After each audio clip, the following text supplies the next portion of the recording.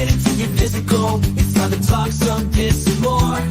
We're gonna talk about it all. DVD, CD, UHD, VHS, books, Blu-ray. Who knows, maybe you'll even see a laser disc today. Let's get physical. We wanna talk some physical media. Movies and TV, music and more.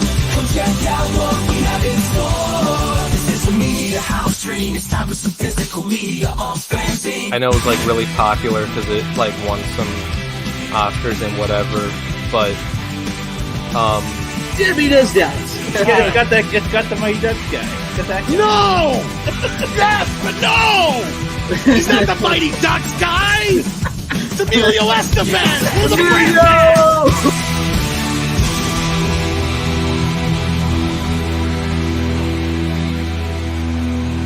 You can never have enough physical media.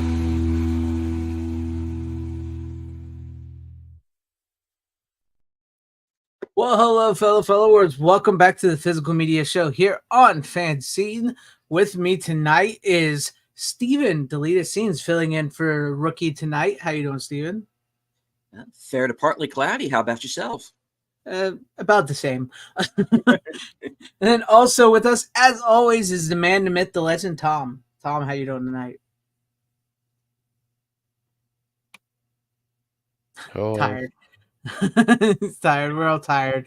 But I'm going to say hi to the chat real quick, and then we'll get everything going your way. Tonight we have, let's see, Random Brad says, hello, everyone. The thing expanded. Hell yeah. Yes, by the way, if you want to order the thing expanded, click that link right there. That helps my channel, and you'll get a really cool documentary. So there you go. And then we have Ace Hanlon. How you? Let's effing go. All right. Hail to you, Tim Hayes. Glad to have you with us. Salute to you, Deleted Scenes. Glad to have you in the chat. Yes, as always, like, share, and subscribe. Hail to you, Brian Barth. Glad to have you with us. What's up, Cowabunga dude? Glad you are with us tonight as well. Howdy, Doba Fett. Good to have you here.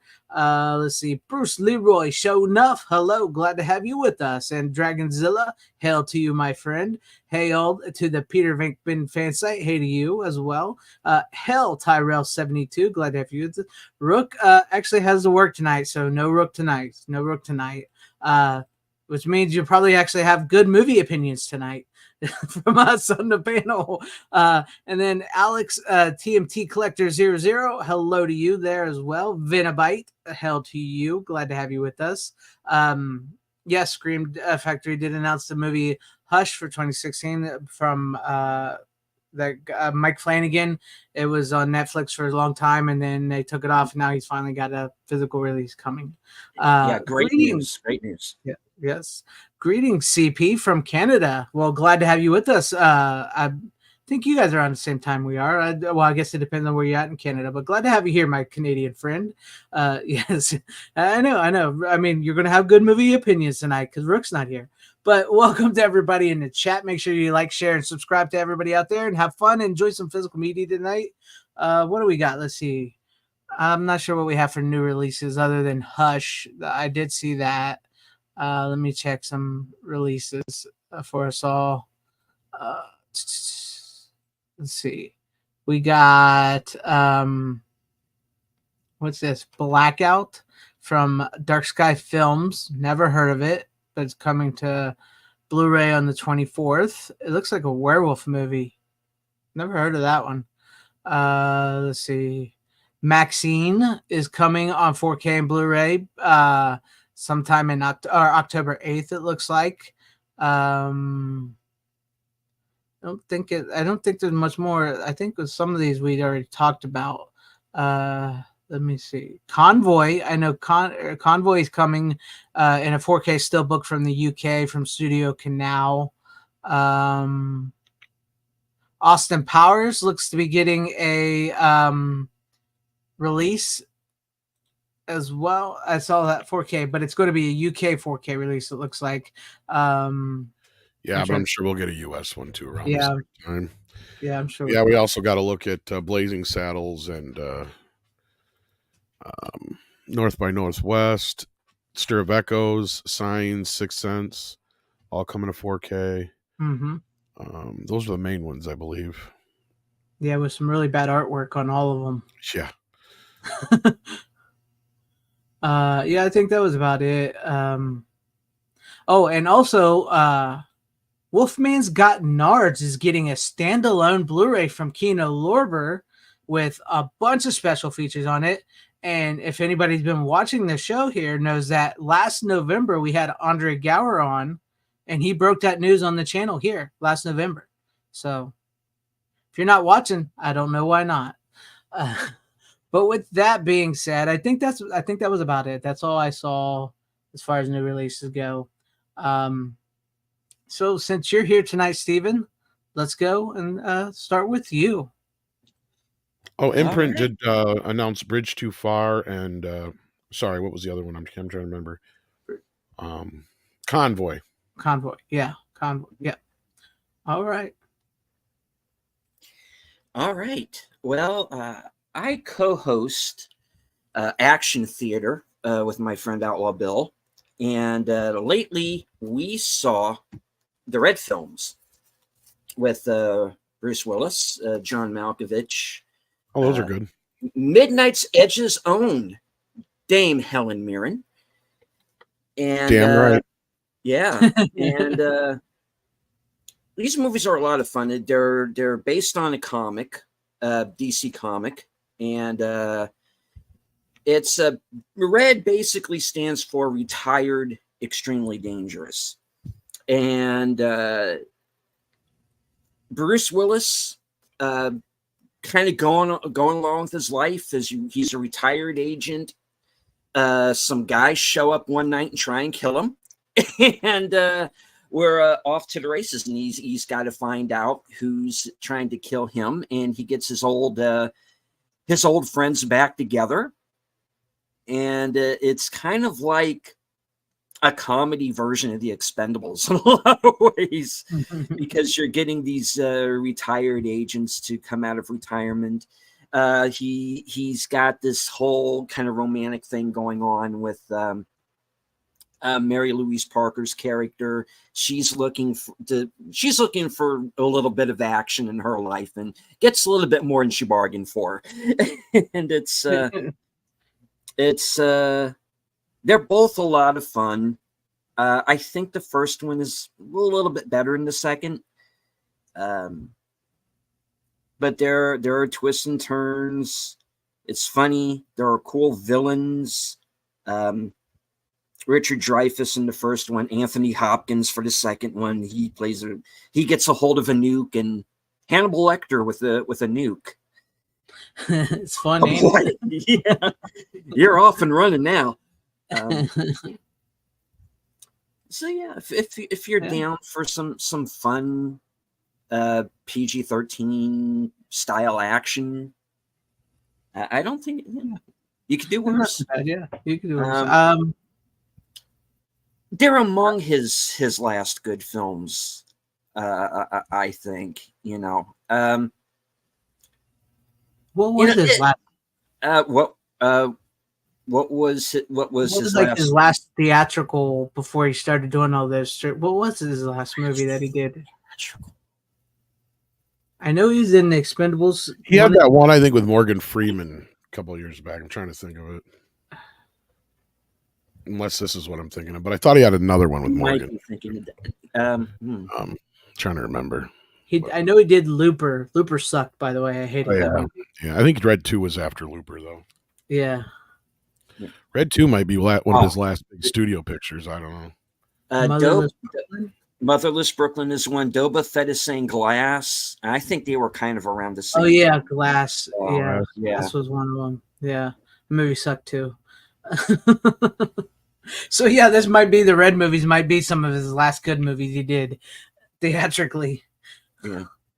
Yeah. But I mean, under the circumstances, I think we can understand why he did some of those other films, because the man's trying to provide for his family while he still can. So it's like I kind of find it hard to dump on some of those movies, and they're not great. No, of course they're not. But he did what he had to do with the time he had, and I feel like I'm eulogizing the guy who's not gone yet. Yeah, but, I know. aphasia. That I don't wish that on anybody. No, I I would. Yeah, really don't. it is sad when they show those pictures of and stuff on him in line with his daughters and stuff. It's like that does get you because you like Bruce Willis was a big part of a lot of our childhood with Die Hard and everything. The big action guys. It's crazy. Random Brad, you're not the only one that's been telling me that here lately. I've had a couple people telling me that they are not getting notifications or reminders at all, and they have them set. So if anybody has any notifications or reminders set for my channel, double check that because I've actually been getting this complaint a lot lately, and I have never got it before till just recently. Most people, the best thing to do is to unsubscribe, resubscribe, and then recheck the bell and all that stuff, and that usually fixes it. Okay, so here you go. There you guys go. Remember to do that. Yeah, because I've never had that. I know it's happened to a few people in the past, but this is like literally the first time this happened to me, and a lot of people have been telling me that. A couple people, but no, I like the Red. It's been a long time since I've seen Red 2, so I don't remember Red 2 that much. I remember Red 1 a little more than Red 2. So, anything else you want to say about it? Not really. I think they're both a lot of fun. Like I said, I saw them recently after not having seen them for a while. If you just want a fun time at the movies, yeah. I actually picked up the 4K not too long ago.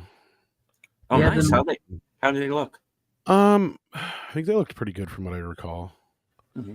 They're a little bit of especially I think the first one specifically was, but I'm not so sure about. I can't remember what I said actually. It was not even that long ago, wasn't it? No, yeah, it was like was it a steelbook that we were in? Yeah, they released them in a 4K steelbook.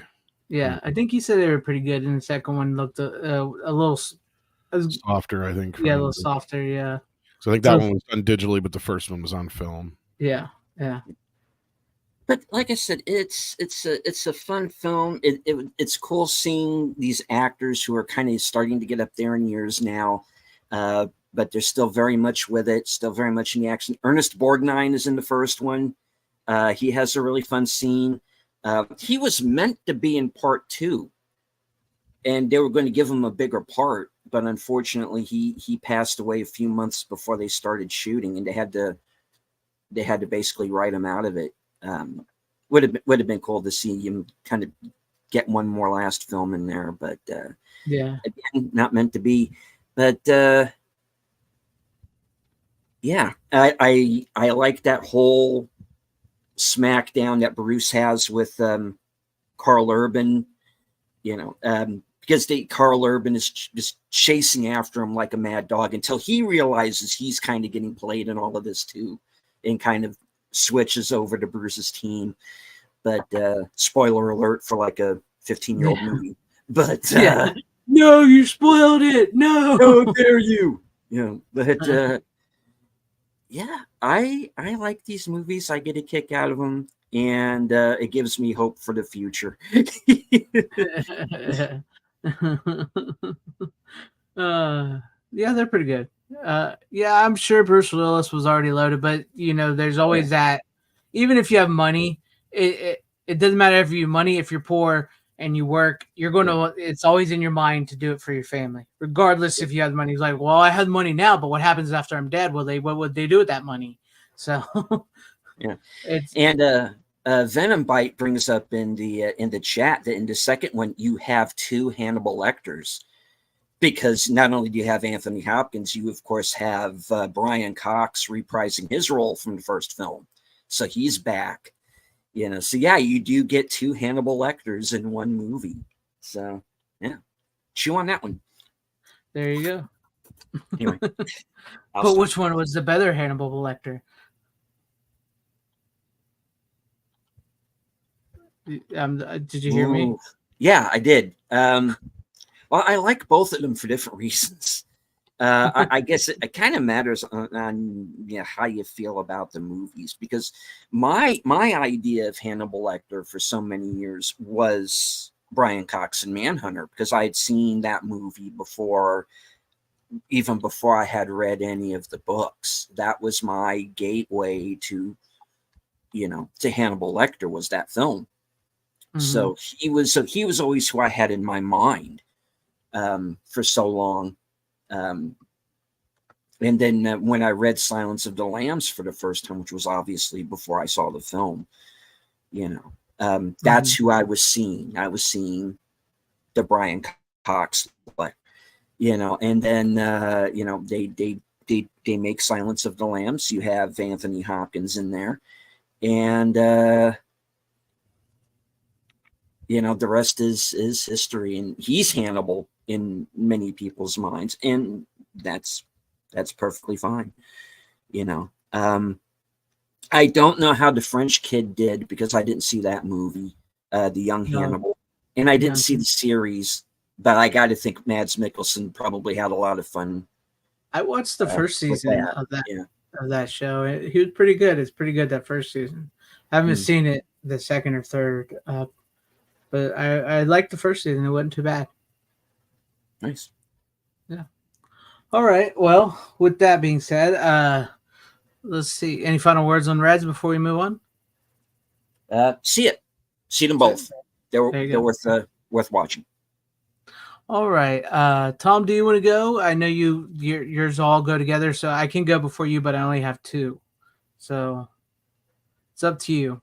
Why don't you go first, and then I could probably just do all mine, and then either you guys can go twice in a row, or I can go then, or whatever, however we figure this out. I don't care. Okay. Well, after talking about this a couple weeks ago, I decided I wanted to watch it again. Ed Wood with Nice. yes, Tim Burton film, Johnny Depp, Bill Murray, Martin Landau's fucking awesome as Bela Lugosi. I know I just cussed and I usually don't, but he was. Yes, this is a good movie. I hadn't seen it in a long, long time.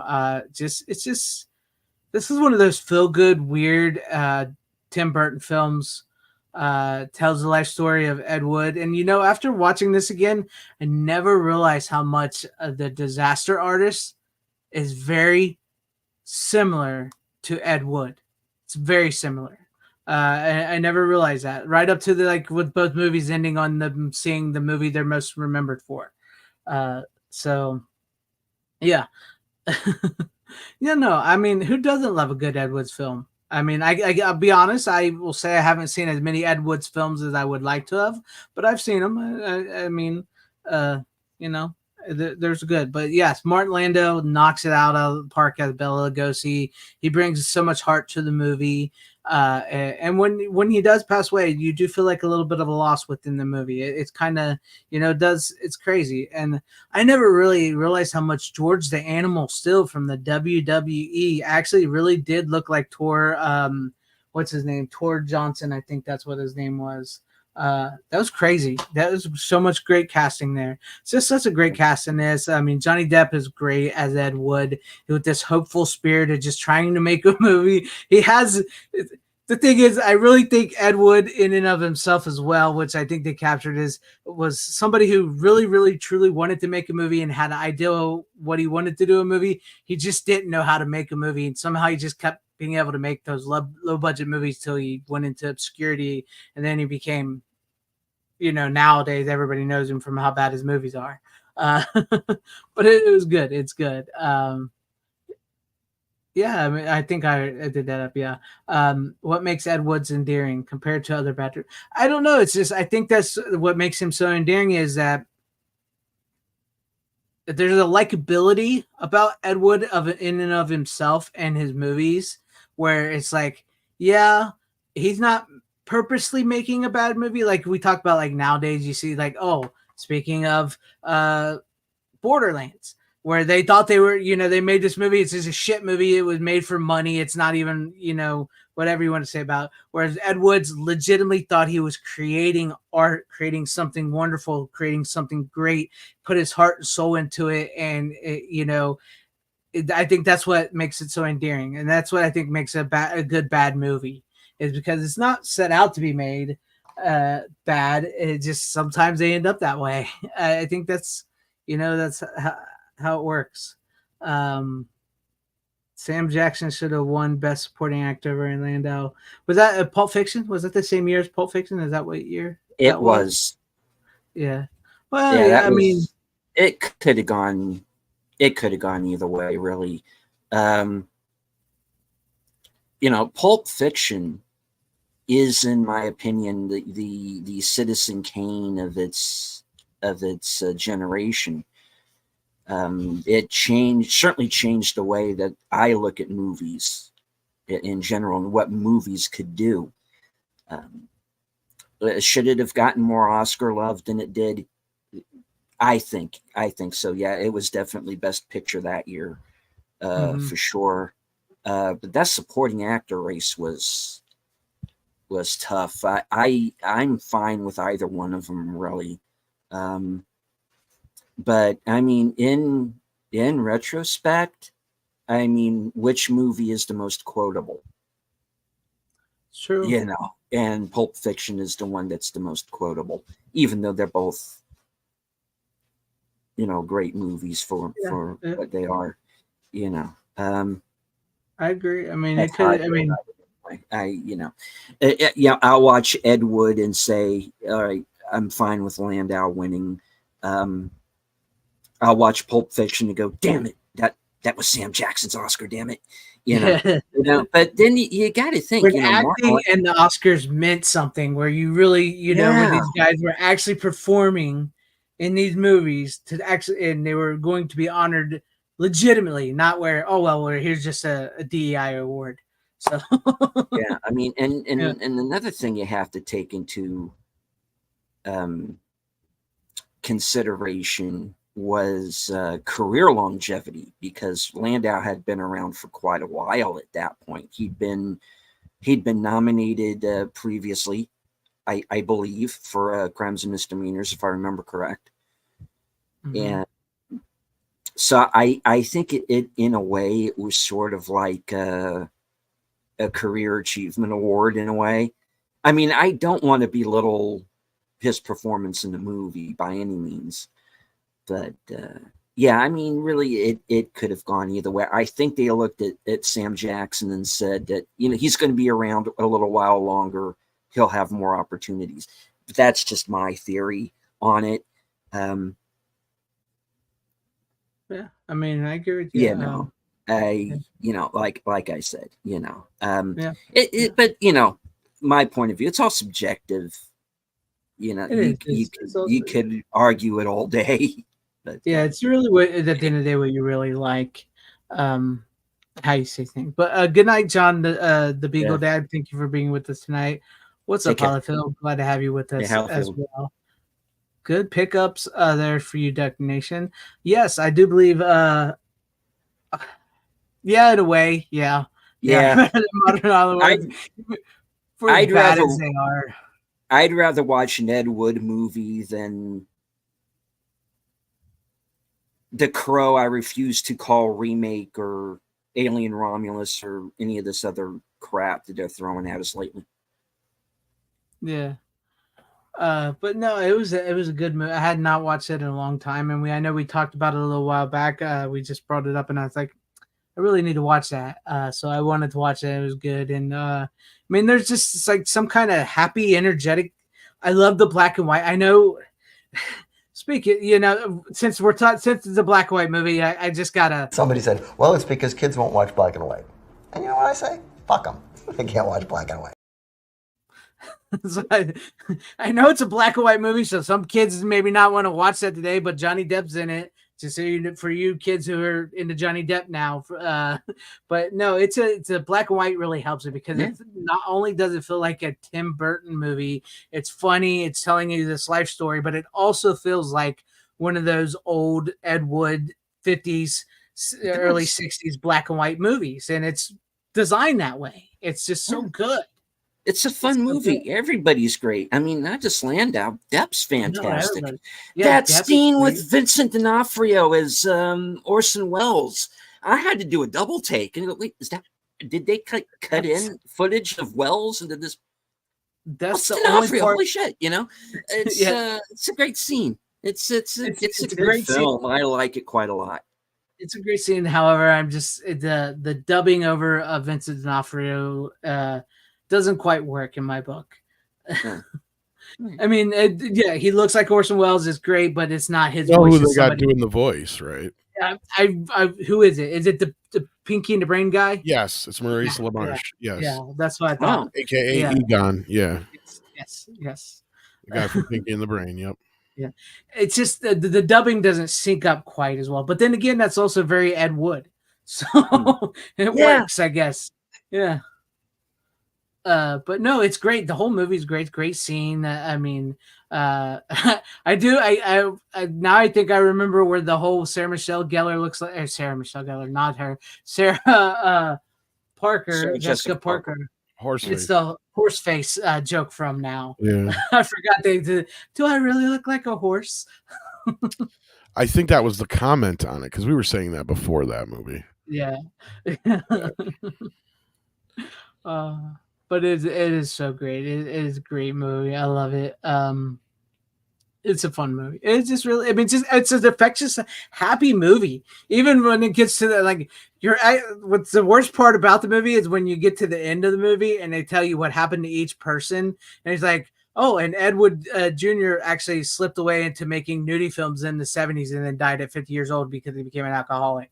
You're like, I don't want to know that because it's so happy and stuff. It's like, but the way the movie ends is like, this is the movie I'm going to be remembered for. And he's like, Patricia Arquette, marry me, let's go to Vegas. And you're like, okay, that kind of leaves you on a happy note. Then they tell what happened to each one of these real people, and you're kind of like, well, that's kind of depressing. Because But, he's someone infectious, and he's just so what's the word I'm looking for? He's so enthusiastic. I mean, because even one of his movies bombs, and he's on with the producer, right? So what'd you think of the picture? Worst movie you ever saw? Well, the next one will be better. Hello? Hello? Like, if I ever fucking see you again, I'll kill you. The guy tells him because when he makes Glenda, and it just like it's horrible. And that guy's so mad. Eddie, like, well, what kind of a movie is this? Oh, it is a good movie. It's a fun movie. It is. It's. I know.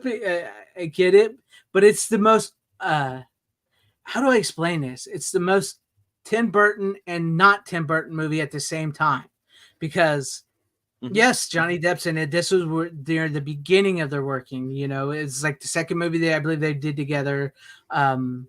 He wasn't putting his what's her name in the movie because he would cat with her later, even though the chick that plays Vampira, Lisa Marie, was actually Tim Burton's girlfriend at the time.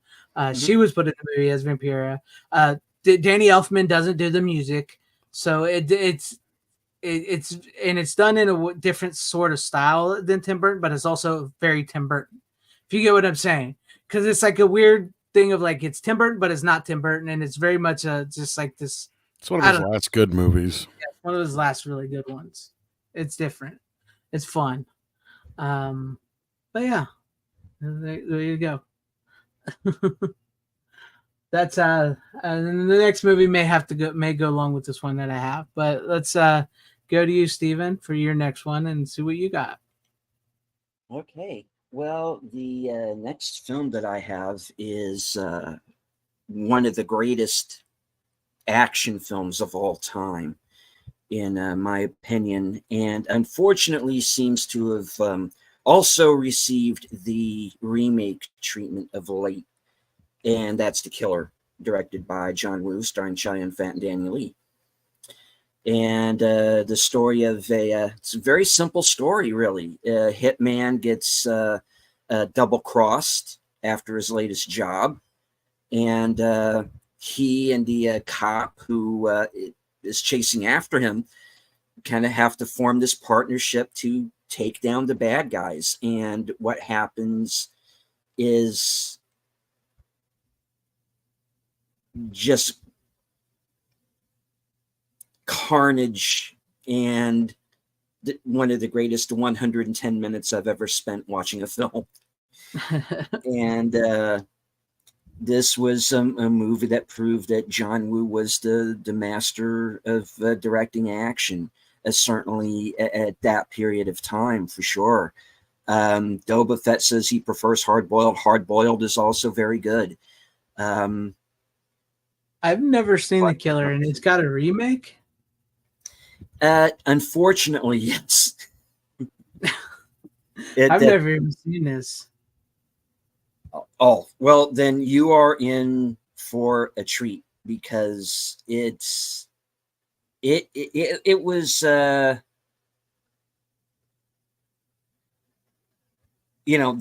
was this blurb that was on all of the VHS copies at the time, and I first saw this on VHS. I might still have the VHS around here somewhere. Nice. Was an action fan's dream. Nice. And it is. And, Pulp Fiction changed the way that I saw movies. The Killer changed the way I saw action films, and I sort of have Tarantino to thank because he was the one who was talking about, Asian cinema and John Woo in particular at the time. So it was through Tarantino that I was discovering, and of course Hard Target was out at the time, but I kind of didn't really make the connection that it was the same director until later on. And then I go, oh, okay, because Hard Target was like the first English language film that he did. So I went from watching Hard Target first and then seeking out, the Hong Kong films that he did. And The Killer got me to Hard Boiled, into his earlier films, like The Hand of Death, which Arrow has a version of out now. It's also called Countdown to Kung Fu. It's one of those movies that has a few different names. But yeah, I mean, this was the movie that made me a fan of John Woo. Now, does that mean I've liked every movie he's done? I did not like Silent Night. I'm very famous for not liking Silent Night, a movie that he did last year. Not his fault. I think it was more of a story issue. Personally, I don't. He has directed the remake as well. I was gonna say, anybody was saying that. Yeah. I haven't seen it. It came out like this weekend. I think Peacock has it, and I think it's in like a few theaters as well. I haven't seen it. I can't speak to it. And yeah, it does have that whole two gun thing that is in Reservoir Dogs. Don't forget A Better Tomorrow. Yeah, the Better Tomorrow films are also very good. I think I actually like part 2 a little bit better, which is kind of a rarity for me because it's like I'll like the original film and then the movies will start to fall off. But that's one where I think that the sequel is actually the better film. Because while I like A Better Tomorrow, and again, I think that's one that I have back from the VHS days, I think part 2 is a little more polished. And there is a Korean remake. Venom Bites is there's also a Korean remake of The Killer. I don't know if there's a Korean remake of The Killer. There is a Korean remake of A Better Tomorrow. Which again I have not seen, but yeah, I've heard good things about it. And Nova Fett is saying Wu was all downhill in his U.S. films after Face Off. Yeah, I kind of have to agree because I'm starting to question when he makes an American film, how much control does he have, and how much of it is the studio getting in his way?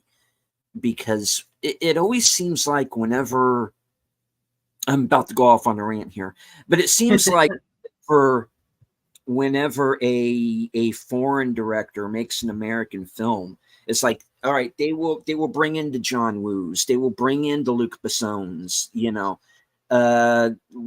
whoever, and it's like you bring them in because you like what you saw. Right. but you want to change.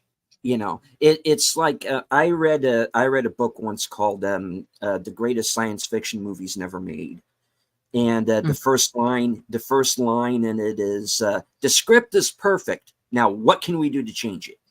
And it's kind of like, you bring in John Woo to work his magic, and then you cut him off at the knees.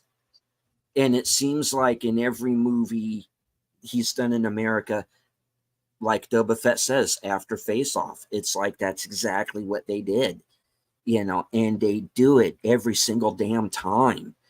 And it's like, okay, you're bringing these foreign directors over because you like this, you like the style of the films that you do. Let them work their magic, let them do their thing, let them stand on the edge of the volcano and do their dance, just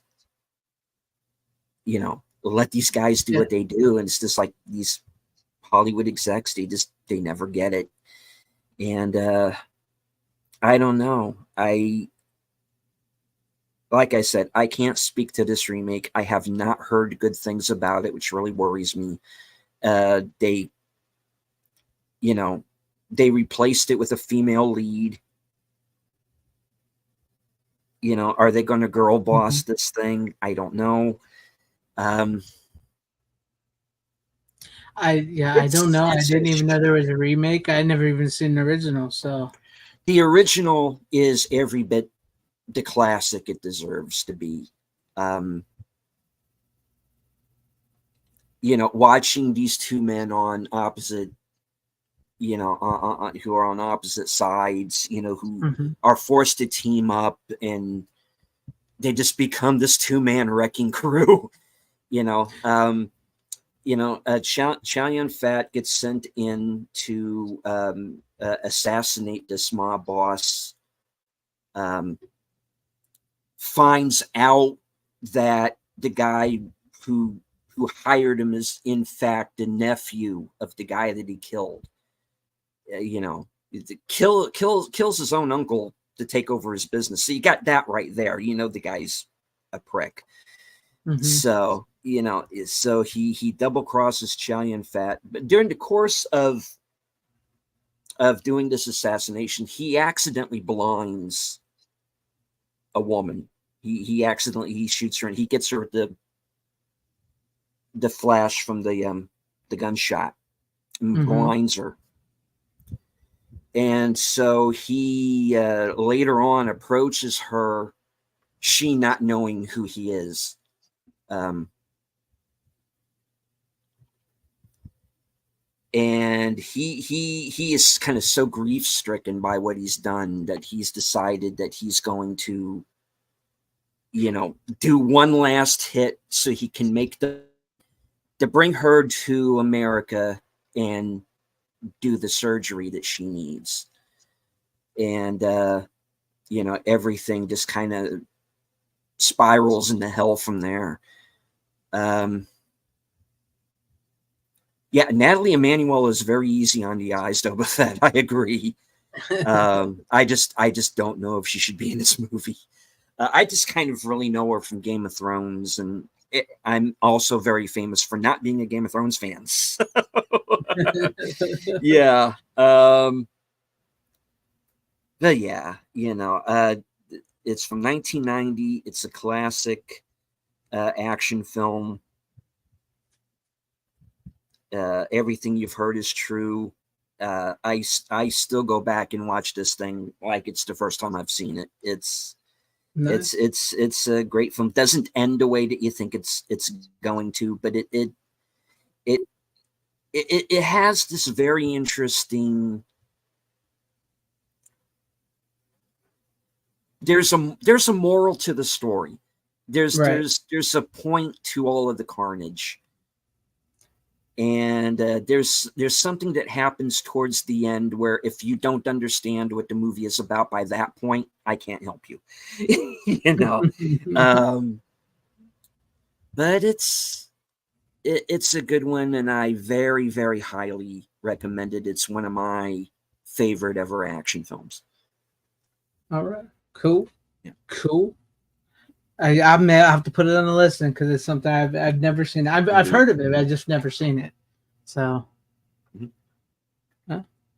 all right. Well, I guess we'll move on to me again. This will be my final pick of the night because I'm sorry I didn't get more watch. It's been a bit of a week, guys. I'm sorry. I know I needed to watch more, but I just couldn't get to it. I just also want to say what's up, Collector Shark. Glad to have you here with us. So this movie goes right along with the last movie I just brought up, and it is Plan 9 from Outer Space. And this DVD version I have sucks. So it's a bad DVD. I know there's a Blu-ray of it out now that that's in color. I don't want a colorized version of it. I prefer to watch it in black and white. That's me. I prefer to watch it in black and white. That's the way it was meant to be seen. As for being one of the best movies of all time, it's a good movie. It's a good movie. So yes, it's about the bad DVD picture. Yeah. This movie is just bonkers. It's definitely feels like one of those old, like, old sci-fi 50s type movies or 50s movies. But it's just done in a way. It's just done in a way, the Ed Wood's way, the Ed Wood's way. So basically it's these aliens from outer space who are coming to Earth, and they keep showing up. And one of the alien spaceships, the people that's on that has this Plan 9 where they're going to resurrect the dead. Their intentions are never really clear because at one point they're like, "Here, we're just trying to get your attention so you will help us, but then also we're all going to kill you all and resurrect your dead." There you go, you got it. What's it look like? Well, it's got both versions on it. Well, does it? I didn't know it had both versions on it, or I would fucking bought that. The only thing they really mess with is, for some reason, I know the reason, they put like family members' pictures and stuff in the background on like pictures and stuff. So if you try to load this up, you get nailed. Gotcha. From memory, it looks okay, but it's been a while. I've had this for a while, this DVD. Actually, matter of fact, this is a bootleg DVD because I didn't even know when I bought it. I bought it off of Amazon, and it's a bootleg DVD. No, I know. I would have bought that because I always thought it was just the color version. I didn't know it had both versions. Now I got to get that. But no, it's a great movie. It's a fun movie. The special effects are just as crappy and wonderful as they should be. Worse than The Room. I like The Room. I know The Room is a bad movie. I know it's a bad movie, but it's a fun movie to watch. Plan 9 is a bad movie, but it's a fun movie to watch, and I like them both. So it's hard to say which one's worse. No, I know it's not the worst movie ever made. I know that. No, Tim, not by far. No, I know that. It's called one of the best worst movies. One of the best worst movies ever made. Yes, it's a hydrogen bomb they want to make, and it's all like convoluted story. It's insane. It's and they're raising dead, and Vampira is one of the raised from the dead. And as we learn that, the Bela Lugosi stuff was filmed before he died, and I'm not even sure it was meant to be this movie. And then they hired a stand-in guy to play Bela Lugosi. That's why every time he comes back from the grave, he's got the cape over his thing. It's just insane, and it sometimes it makes sense, sometimes it doesn't make sense, and it's just a fun movie. I had to watch it after watching Ed Wood, and the line really got to me. He's like, "This is the movie that I will be remembered for." And I was like, "Damn, that makes me want to watch Plan 9 again." So I watched Plan 9, and it was good. Honestly, if you go by the Ed Wood movie, which I haven't really looked it up, I really should have. If you go by the Ed Wood movie, is like Ed Wood was just filming stuff with Bela Lugosi, and then he needed to make a movie, and the landlord came, and they wanted to make movies for their church, and so he's like, "Hey, let's make this movie, and you'll sell this movie, and then you get the money back to make the movies you want to make for your church." And we'll use Bela Lugosi. Bela Lugosi's dead. That doesn't matter. Here's his name. I got the last footage here. We'll incorporate it. So if that's, I mean, I really should look up the true story, but I think that's on par, close to the true story of what it was used for. But yeah, there's no real point to him in the movie other than he's one of the people that's risen from the dead and they needed a name. So that's what that's about. And Tor Johnson is great as the detective, who comes back from the dead. Looks like that. Great scene, by the way. Actually, it is a really great scene when he comes out of the grave.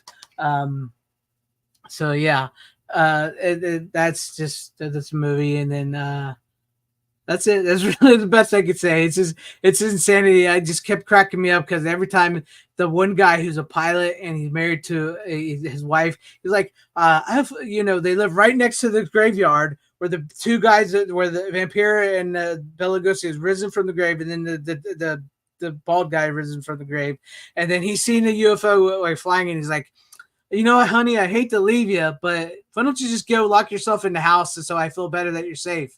And she locks herself in the house and he leaves, and then fucking Bela Lugosi breaks into her house, runs her out of the house and runs her to the cemetery and stuff. It's hilarious. And then when they go to confront him, he's like, honey, you stay in the police car. We're going to go take care of this. She gets kidnapped right from the police car. It's so classic, like 50 sci-fi movies where the woman just keeps getting taken every time they leave her. Like she's going to be safe there. It's just, it had me rolling. I loved it. It's a fun movie. Yeah.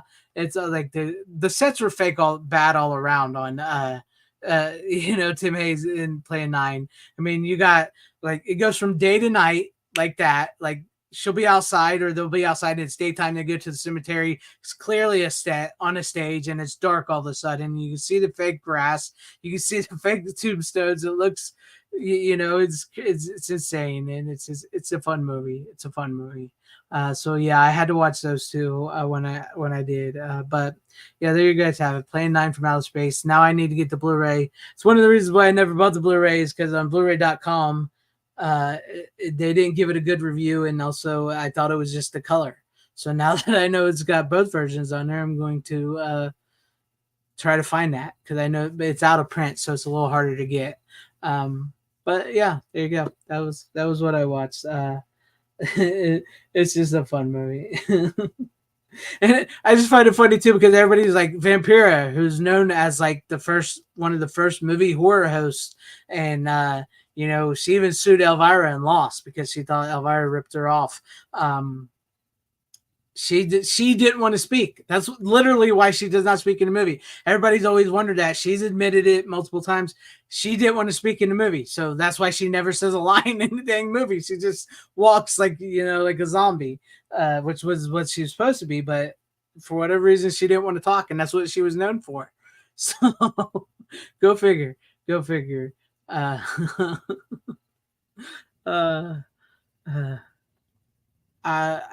don't know. You'd have to. Is the Blu-ray widescreen or does it have? Is it a matte? I'm not sure. I don't know. I have to. We'd have to look that up. From memory, I think it's just 4:3. I think that's the way it was filmed, right? I mean, I think that's about it. I'm waiting for them to do a good scan of it one day. Maybe they'll do like a special edition one day. Who knows? But anyways, there you guys have it. I watched Ed Wood and Plan 9. I know it wasn't much. It's just been a week. What can I say? Steven, let's go to you for your final one because I know you got one more, and then Tom, we'll get to you and you can close us out with your big whatever you got. So what do you got, Steven? All right. Well, my last one for the evening is Arnold Schwarzenegger's Last Action Hero. And I am going to be, I'm supposed to be a little hush hush, but I'm going to be on this show coming up very soon where we're going to be talking about this. And it's interesting. It's a kid who is obsessed with this Jack Slater action film series that Arnold stars in.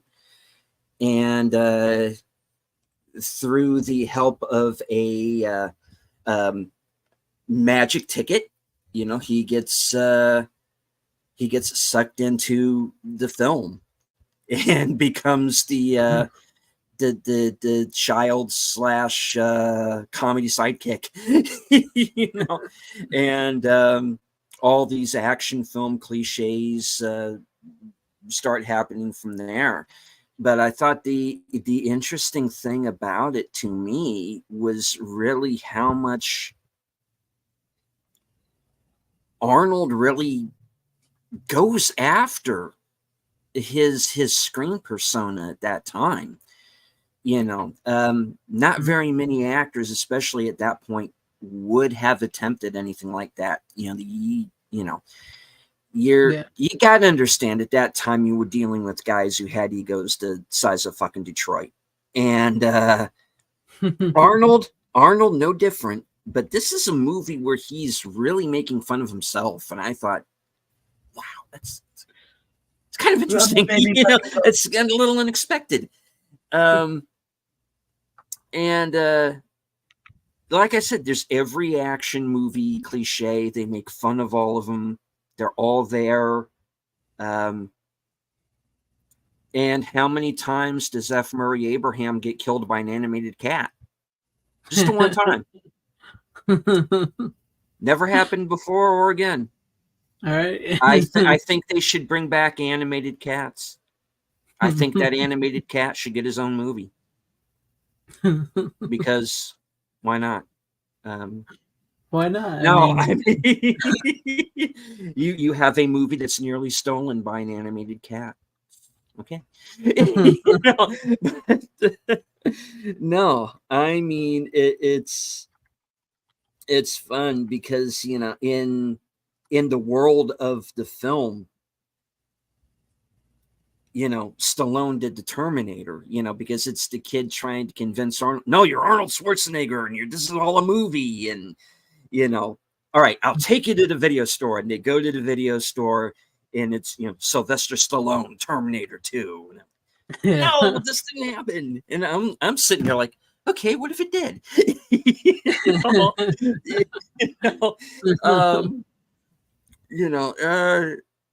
Are you kidding? Everybody loves this movie. It's his biggest movie yet. It's his biggest movie yet. I'm Arnold Braunschweiger, I still love when he says rubber baby buggy bumpers. Bet you didn't think I was going to say that. I would do an Arnold. I do, Or he walks into his apartment and he shoots the guy through the door. How'd you know there was a guy in there? There's always a guy in there. It costing me a fortune indoors, You killed my favorite second cousin. Big mistake. Yeah. Oh, it's so many great lines. It's so funny, and the action works. Very meta film.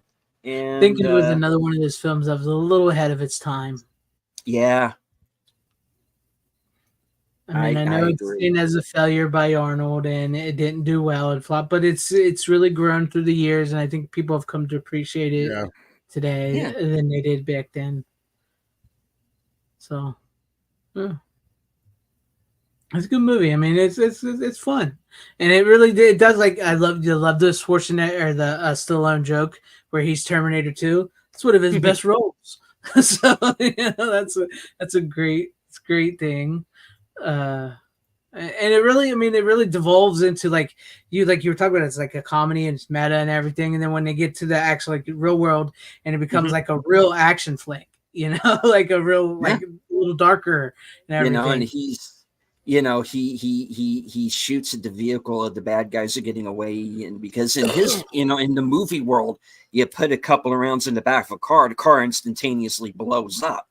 But then he tries it in the real world and it's like it's not working anymore. It's like wait a minute. So now he's got to get in the second half of the film. He's got to get used to being in the real world now.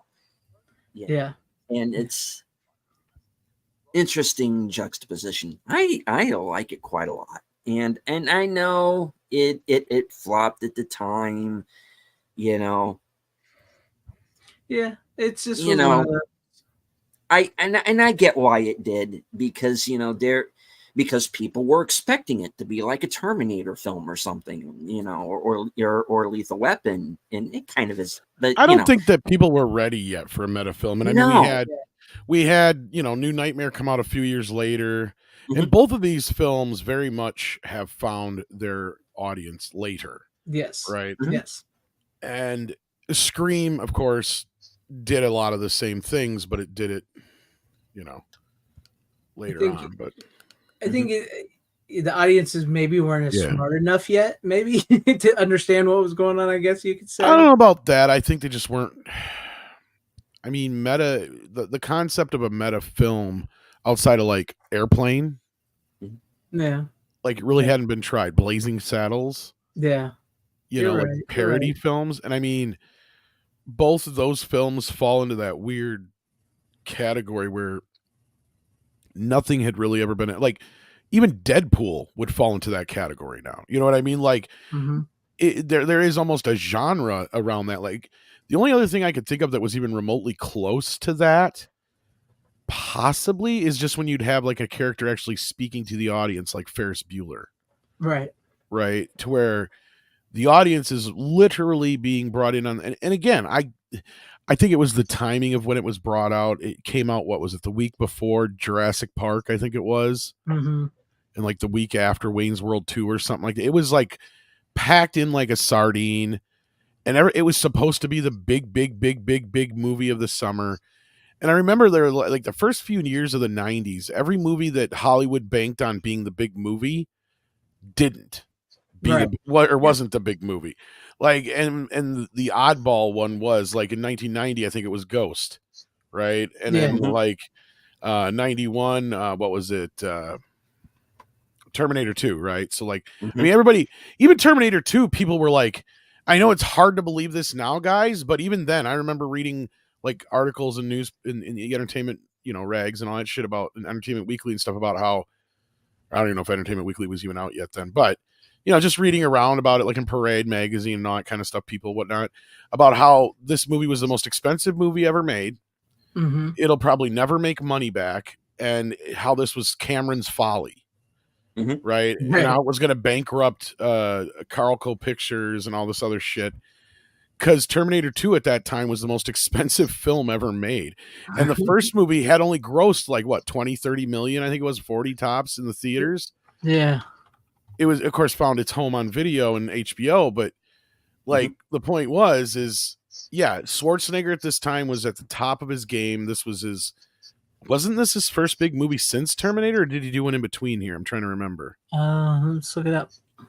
I don't think he did. I think this was because he took a year off after Terminator 2 and then he did this, I think. I think so, yeah. I think so. 91, and then this was, what year was this? 92? 93. 93, yeah. Yeah, it looks like that. It looks like, yeah. Because like Summer's big ticket. Yeah, the True Lies came out in 94, so it looks like, yeah, he took a year And that was off. his comeback again, basically, yeah. Yeah. So that's what I was saying. So like he was at the top of his game, and this movie was, and I remember that's how they advertised it too, is the big ticket this summer. Like, and the trailers didn't help. That was probably the biggest problem with this movie, was the way it was marketed. It was aimed at kids, much like Dick Tracy, when it was like, no, your audience should be like teenagers and adults, right? Because this is too clever for kids. And Dick Tracy had the same problem, because you're aiming at towards kids, and it's like, oh, it's a comic book and kids will find it fun. And it's no, most kids didn't even know who the fuck Dick Tracy was in 1990. Yeah, that's true. Like, no. Yeah. I knew who Dick Tracy was. I enjoyed the film all right. Yeah. But I'm the exception to the rule. I wasn't the norm. Like, every kid knew who the fuck Batman was. Right. Like, that was no surprise there. But yeah, no, I enjoy this film. I think New Nightmare has the same problem. I think when it came out, Gremlins 2 had a similar issue as well. So there's another one we could throw in this arena a little bit. Yeah. Because that movie breaks the fourth wall through the whole goddamn thing too. And that came out in 1990. And so, like, actually Gremlins 2 would probably be one of the first ones there, because that is really the first time they had a movie like that, where it's not quite a parody. It's still a sequel set in the same universe, but it's commenting on the first film while breaking the fourth wall. I mean, like, you've got so much shit going on in that movie that is crazy insane. And it leads kind of into this movie, into New Nightmare, all the way through a vein leading straight into Deadpool, I would say. Like, I'm sure there's movies you could pick up along the way, but it was kind of an oddball new way of telling a comedy / whatever adventure story or whatever. Yeah, it's like very self-aware. They're very self-aware of what they are, what they're doing. And No Bright Barth, I do think it's got a similar type premise with the kid idolizing the action hero, but no, that's fantasy meets reality at that point. I don't think they're I don't think they're in the same boat there. Because at the end of the day, like the kid in the Last Action Hero ends up going into the movie. It's become, like we said, very self-aware, meta. The sidekick says this: he just dreams of hanging out with Chuck Norris, and you know he does it through his dreams with movies, and it's very Karate Kid like. And then he gets to meet him and whatever, you know. I think it's very different. I think the most similar thing is the two kids that idolize action heroes. So, oh, that's right, Boba Fett. He did that Christmas in Connecticut movie with his wife. Yeah. Oh. I directed a movie. He also directed an episode of Tales from the Crypt. Was that in the 90s or was that in the late 80s? I don't know. That's a good question. Because that show started in what, 88? Yeah, it started in 88. Yeah, I believe. Yeah. I think he did direct one of the earlier episodes. For some reason, it sticks out in my head. Yeah, it's a weird episode. I just actually watched it not too long ago. 1990. It was directed in 1990. Yeah, stars Kelly Preston. Yeah.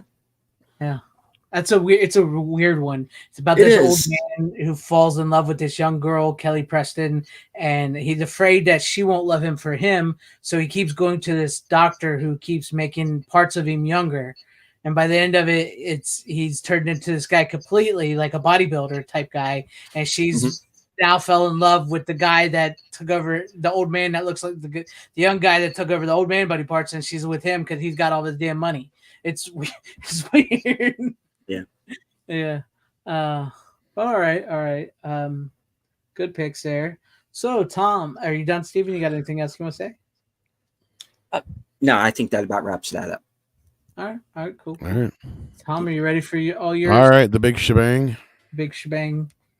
Shebang bang. Sheboygy. Okay, well, since the remake of The Crow came out this last week here, I, of course, watched the original, and I have every damn version that ever came out, including both steelbooks, because I accidentally ordered, like, I don't know if Amazon or somebody had like an exclusive one, so I ended up an exclusive one and then the other one. So, and I also quickly read through, for the first time in a while, the original graphic novel special edition. Nice. Yeah. Haven't read that in a long time. So, first movie is a fucking masterpiece. I mean, I think that goes without saying. I don't think anybody who's ever seen it doesn't at least think it's a semi-decent film for the most part. I've met very few people up until recently who have not said that it wasn't a great film or, you know, anything like that. More recently, especially after our more recent video, I've gotten a lot of people, not a lot, about a handful at best, if that. They're like, The Crow is overrated. No, like, I don't even get this whole like infatuation. And then like this one guy come in on one of our recent videos and was like, I don't even get this obsession with The Crow and Brandon Lee. I just don't get it. It's got to be young kids. Like, I asked him, I said, "Are you 12?"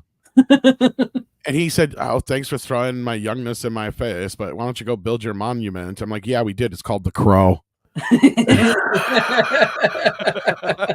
Nice.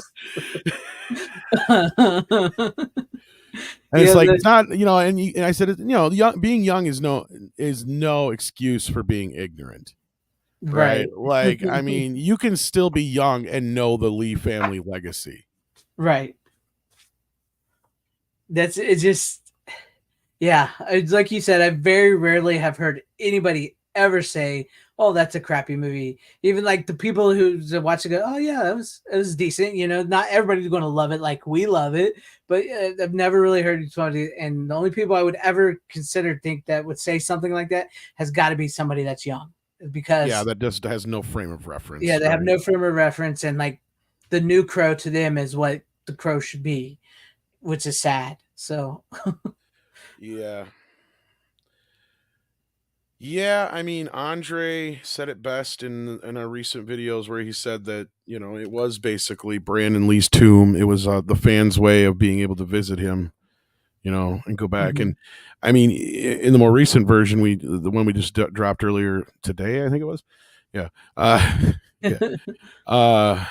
You know, we even had an interview with Alex Proyas on there that we borrowed from another channel where he was going on about how every time they announced they were going to make this, he went up against it, and he Mhm. basically said it was tantamount to blood money, Yeah. you know. And the only reason he finished the original film is because Brandon Lee's family begged him to, basically, Mm-hmm. because otherwise he wasn't going to. As far as he was concerned, that was it. It was done. It was never going to see the light of day.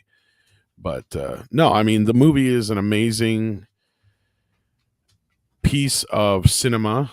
It is, speaking of Dick Tracy, which we brought up just a little bit ago, this movie has a lot in common with movies like Dick Tracy and Batman, to where it's mostly sets and map paintings and miniatures, and this whole world is built Yeah. inside the camera, right? And it makes it feel so real, and it makes you be able to ignore some of the goofier elements or things that you wouldn't let, you know, slide in like a normal drama, right? Mm-hmm. But yeah, at the core, it is very much as Tarantino would call it, a revenge-o-matic, with a goth / ghost story twist to it. Right. And I mean, if you've been living under a rock for the last 30 years and you have no idea what it's about, I mean, it's basically it. I mean, it's an amazing piece of cinema, and I mean, it's one of those damn near perfect movies, which is rare. And Agree. surprisingly, the 4K Blu-ray turned out very well. It does. It looks great. It looks amazing. Great. The sound is just the standard 5.1. I wish they would have threw in the original stereo surround track. That would have been nice. Because I mean, this movie was a big one for the soundtrack at the time. I remember it was one of the first films I saw in hi-fi stereo, stuff like that on VHS, and just boom, you know, the music and all that stuff. And it's amazing soundtrack too, by the yeah. way. I mean, I wish they had done a few more newer special features, because like the one special feature is all right. It's just kind of like this retrospective thing, and that might even been carried over from the other Blu-ray before. I can't remember. There's one new special features. I think it was just the statue thing, which is just basically an advertisement for the fucking statue. It's like, but everything else has been carried over. yeah, I think it has a newer commentary too, because I think the original one only had one commentary. This has two. Yeah. But again, these might be things that were carried over from the Blu-ray. Yeah, because the original, there's only one commentary on the Blu-ray. And actually, no, I'm pretty sure this other documentary is new on here. Yeah, it was with one of the creative guys, somebody who helped design the world or whatever. Oh, yes, that's it. Yeah, but they also have the Sideshow collectible thing too. So there's two things. Yeah. That's what I meant. Yeah. Yeah. Okay. Two. All right. Yeah. So like, I mean, yeah, it would have been nice if they'd gone in. I mean, this movie deserves a full-on retrospective documentary.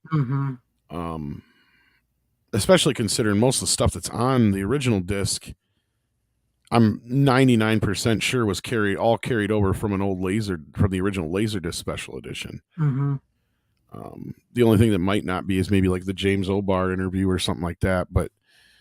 And I remember that it was like a 30-minute just sit there and he's talking interview. I mean, the kind of shit we don't get anymore.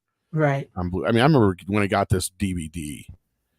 I mean, this was a pretty fucking heavy duty DVD when it came out. I loved it.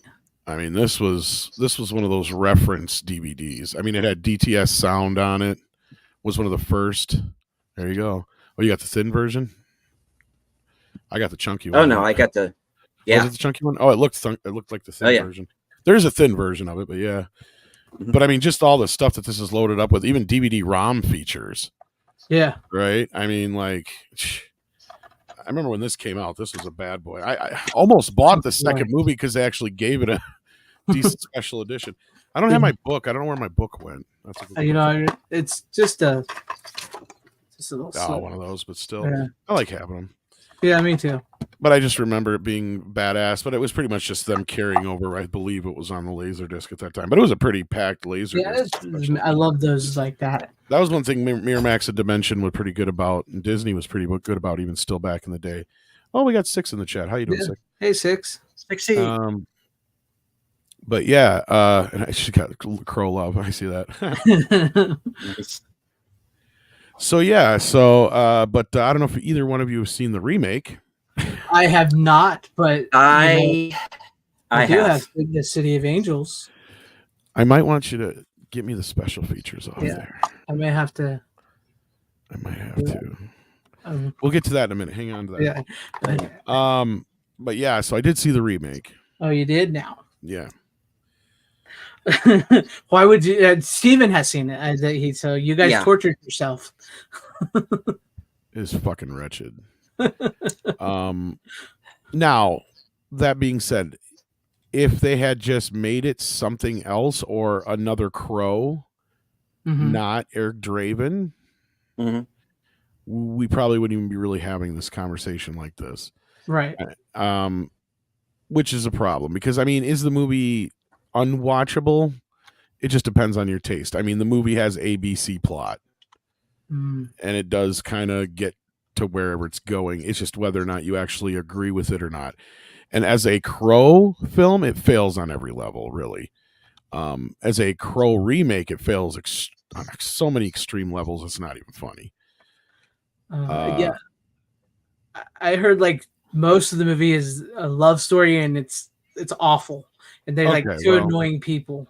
Yeah. Basically, I mean, the breakdown is pretty simple. I mean, it starts out, the first 15 or so minutes is mostly revolved around Shelley, and the shit that she's gotten herself into, and then she gets tossed into rehab, and that's where she meets Eric. And all we know about him is a horse died when he was younger, and he's a pussy.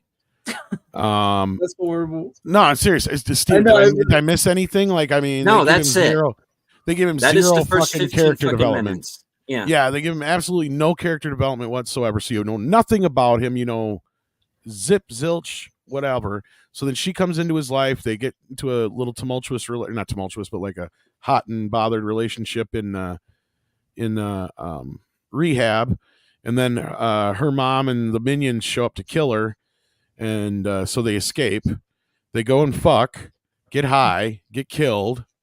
He comes back from the dead, goes on his, typical Crow, trying to find out who did it and all that kind of shit. Right.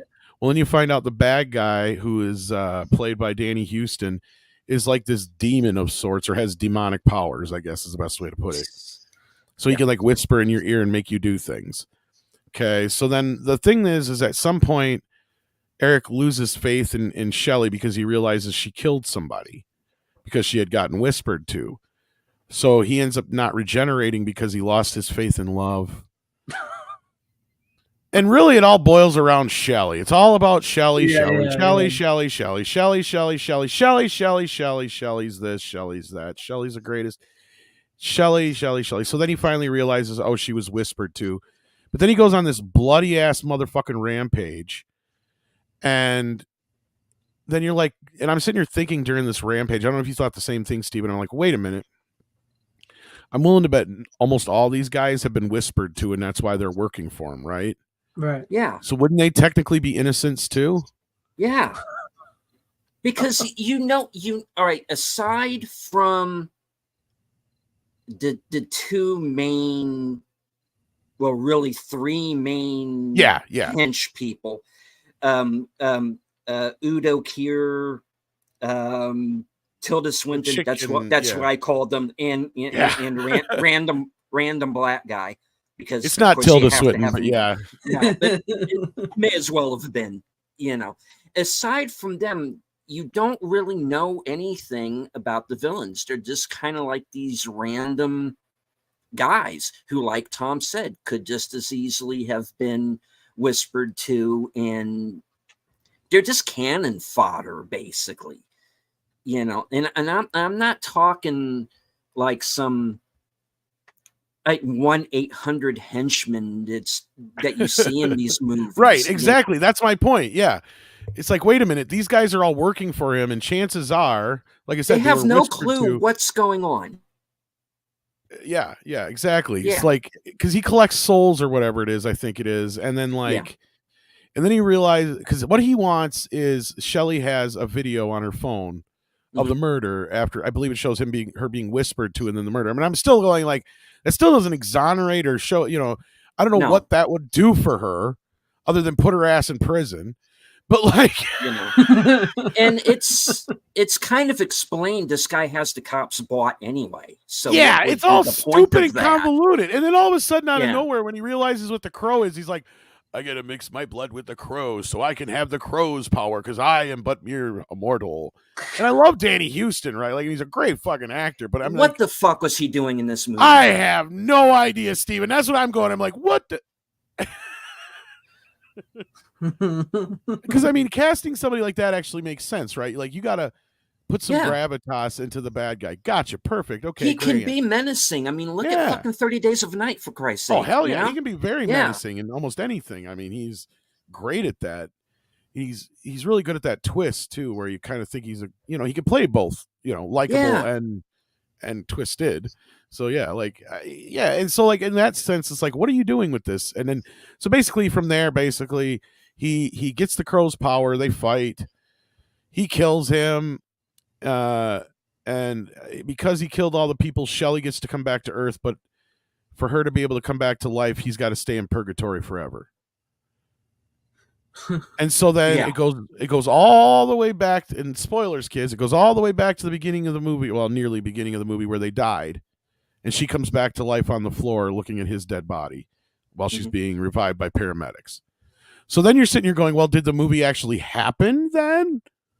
Or are those people still alive? What's going on? It's like they're setting it up for a sequel. Which is exactly what they did, and they went back and reshot it. And that's why even Skarsgård himself, the guy who plays It Crow, Joker guy, I'm not calling him Eric Draven because he's not. He's It Clown Joker guy. It is basically they took the two characters and like mushed them together. It's really weird. I'm still trying to figure out why he came back to life for her if it doesn't sound like they were together very long. That's what I'm saying. Like, not only that, they're a couple of junkies. Fuck them. Yeah. This movie. Sorry. This movie is paced so badly that there's absolutely no sense of time, because you keep getting these. It feels like, from the time they first meet to the time they're killed, it feels like only a few days have passed. It is like, well, honestly, here's the thing, Steven. I think it was. Yeah.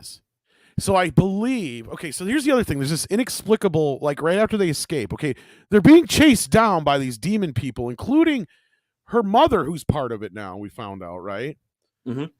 Wrapped up in it.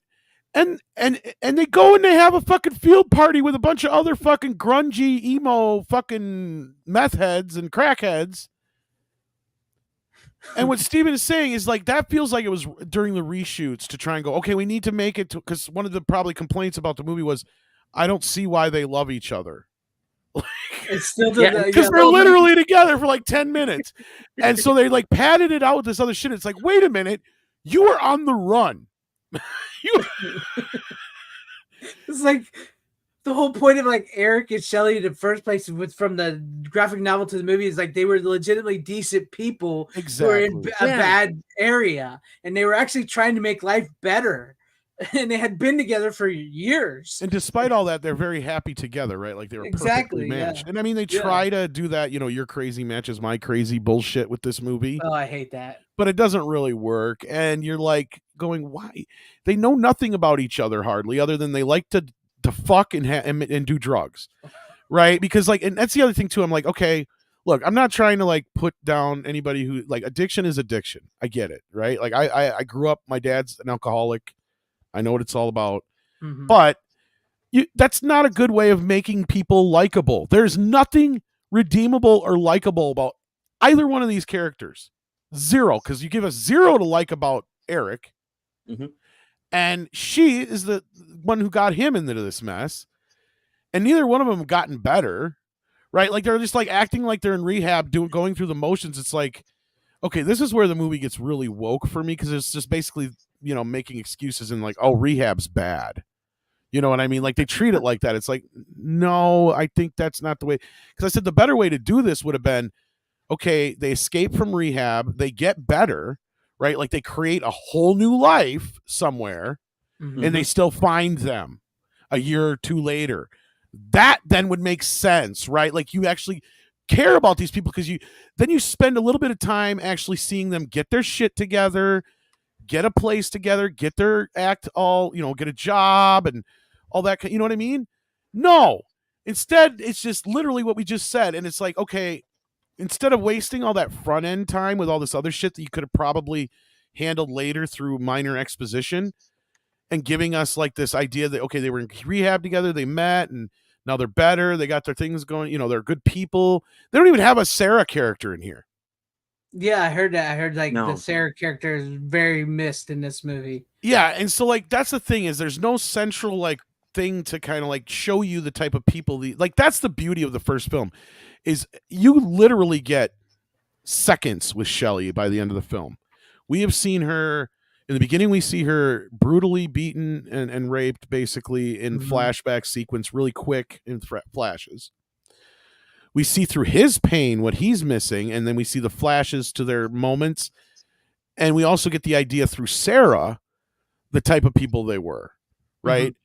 And so they're and what they were doing, like, so throughout the film, they show us and tell us through various ways the type of relationship Shelley and Eric had, and we get that.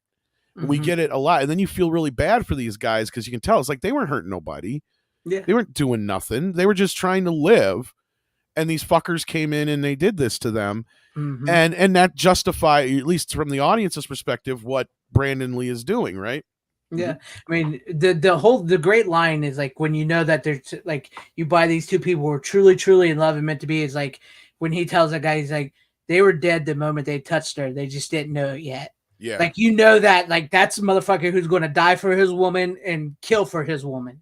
So that's how they were good people. You also don't have the Ernie Hudson character, which is important. Right. Yeah. Because like Ernie Hudson character and Sarah were like the audience. They were like us. Yeah, Sarah and Albright were basically the audience into the film. Yeah. And no, that's missing horribly here. And that's the thing. I would have cared less had they just tried to do a more darker, smaller, closer to the book adaptation. I've been like, okay, they're just doing that, fine. Because I'll say something that I know some people find controversial. I think the movie is better than the comic, the original graphic novel. Because the original graphic novel, and even James O'Barr himself believes this too, is that it's a bit undercooked. Because the way he wrote it, and it was his first graphic novel, he even went back in the special edition and filled in some gaps and bits and pieces here and there, I guess. I don't know exactly all that he changed or what he did. But even with that version, it still feels very disjointed and disconnected, unlike the movie, which feels very coherent and pulled together, and you've got expansion upon the characters, and top dollar is very important. You need that central figure. Yeah. And that's the other thing about the movie that is like top dollar. The bad guy always makes the good guy, right? We don't love John McClane just because he can quip lines, right? And he walks on glass. We love John McClane because of Hans Gruber. Because that motherfucker needed to die, right? Like, we loved him, but we hated him. And that's why we, and that's the beauty of Michael Wincott in this movie, is he is a perfect fucking villain. He is. He's got the voice, he's got the mannerism, and he's like just pure evil, and he's doing it so well. He's smart. Yeah, he's so intelligent. He's like, like Hans Gruber. Yeah, and he gets the best lines too, I think. Yeah. Call, bang, fuck him dead. Call, bang, fuck him dead. Yeah, I love that. No, I want you to build a Man fire has an so idea, goddamn big that the gods will see us again. I Man want has an each and idea. every Men one like of that you. idea, and they Yeah. build it into an institution. You know what they got now, guys? Goddamn Devil's Night greeting cards. Cards. He's so good in that movie too. And you know It's what's so funny is good. you take that Yeah. speech and apply it to the Crow franchise. Yeah. Yeah.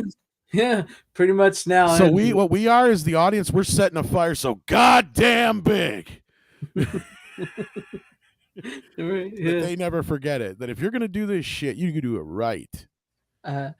I do think The Crow, the first one, was lightning in the bottle. I do. Yeah. I think it Which was, is why they never tried to go back again, and that's why Yeah. I think the sequels, for better or worse, getting into those now. Okay. Because yeah, I have not seen City of Angels since it came out. I went and saw it in the theater. I would have walked out if I would have been the one who drove. I don't blame you.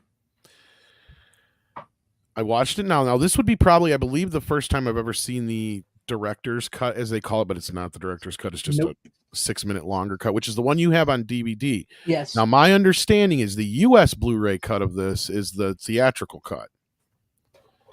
Okay. So to be able to get that version you have on DVD, you have to get it, because this one runs at 91 minutes and the theatrical cut runs at 86 minutes. Yeah.